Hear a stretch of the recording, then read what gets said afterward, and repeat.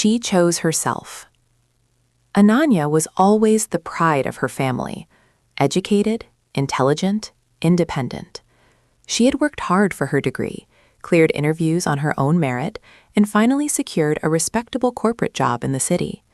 The first salary she received, she handed it to her father with tears in her eyes. "I did it," she had whispered. Her parents smiled, not because of the money, but because their daughter was building her own identity. The marriage. 2 years later, her family arranged her marriage. The groom, Rohan, seemed decent, well-settled, soft-spoken.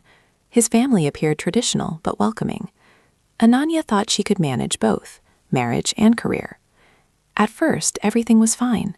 She continued her job, she balanced office deadlines and family expectations. She woke up early, cooked breakfast, rushed to work, returned home to help with dinner. She was tired, but hopeful.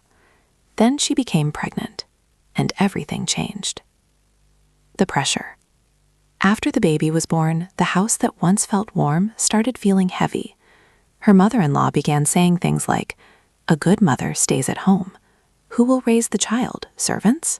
Career can wait. Family comes first." At first, Ananya smiled politely, but slowly the words turned into pressure. Her husband stopped supporting her dreams. "Maybe you should take a break," he said one night. "Ma is right. Our child needs you more." No one asked what she needed. Eventually, she resigned from her job. That resignation email felt like she was deleting a part of herself. The silent struggle. Days turned into months. She became a full-time housewife and mother, but there was no appreciation. No help, no break. She woke up before everyone, cooked, cleaned, washed, fed the baby, managed guests, listened to criticism. If the baby cried, it was her fault. If the food had less salt, it was her mistake. If the house wasn't perfect, she was careless. Not once did someone say, "You must be tired." Her husband came home, ate dinner, and sided with his mother in every small disagreement. Ananya slowly stopped talking. She stopped laughing. She stopped recognizing herself. The breaking point. One night during dinner, the argument started over something small. The curry had too much spice. Her mother-in-law began criticizing her loudly. "You can't even cook properly. What do you do all day?" Ananya tried to explain calmly, but the argument escalated. She looked at her husband, hoping for support.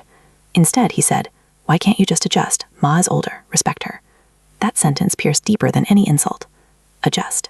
She had adjusted her career, her dreams, her sleep, her identity. What more was left? That night, while everyone slept peacefully, Ananya packed a small bag. She held her baby close and looked around the house one last time. She wasn't running away. She was choosing survival. The return. When she reached her parents' home, her hands were shaking. I expected disappointment. Instead, her mother hugged her tightly.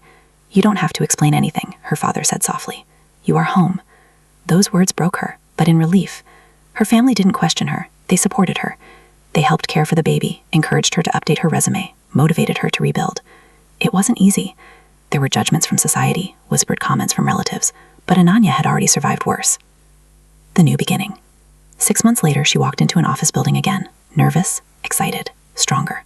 She secured a job, not because someone gave it to her, but because she earned it. Her parents helped with the baby.